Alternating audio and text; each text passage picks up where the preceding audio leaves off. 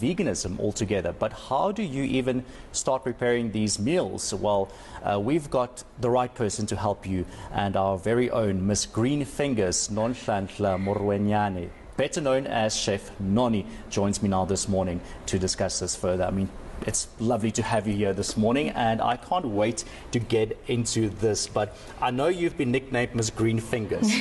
Just tell us how that started and where your health food journey started as well. Wow, I love that. Also, I think, of course, that came through, from my great-grandmother. I was raised by my great-grandmother, and my great-grandmother grew all her food. She prepared her food from scratch, from the soil, to the grinding stone, to the stove.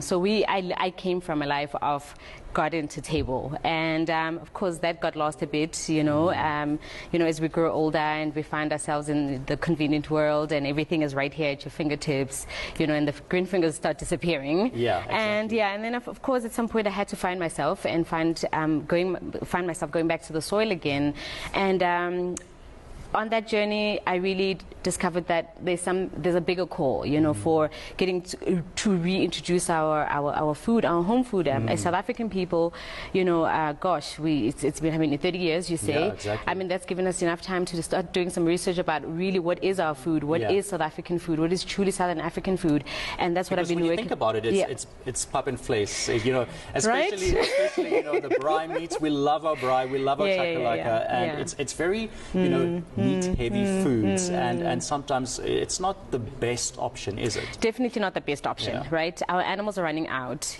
and of course we are a starving country, a starving nation. A lot of people are starving, but do we know how to identify food? We still don't know how to identify food. We're not also using plants as an alternative. There's so much growing out there that you don't have to grow yourself, but also there is definitely a lot of greens. There's a lot of roots. There's a lot of grains.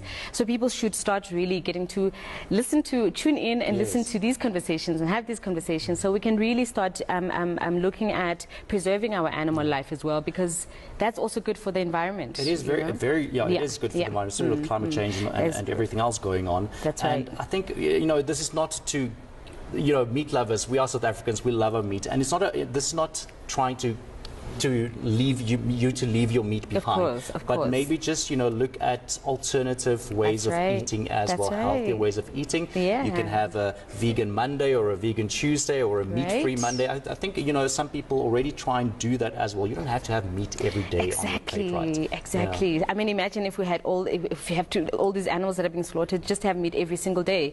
And of course you can reach out to people like us. Chef Noni is available to help, of course, reintroduce you to our indigenous foods as well. So what I've got here today, you're gonna love it. Some of the food is foraged, some of course is grown, and these I've been preparing, and really Let's take a look at what's in here. I can't wait to see. All right. Let me help you. Sure. All right, so the first dish, if you can explain this to us. It looks amazing. I see pineapple, there's some beans in there, and I don't know what that delicious red is underneath it all, but please go ahead. Okay, of course, and also being Africa Month, I really wanted to add in a lot of ingredients as well from the continent as well, and so what I have celebrating South Africa in here is sorghum. So I made a chakalaka, which is something that you will have with your normal braai.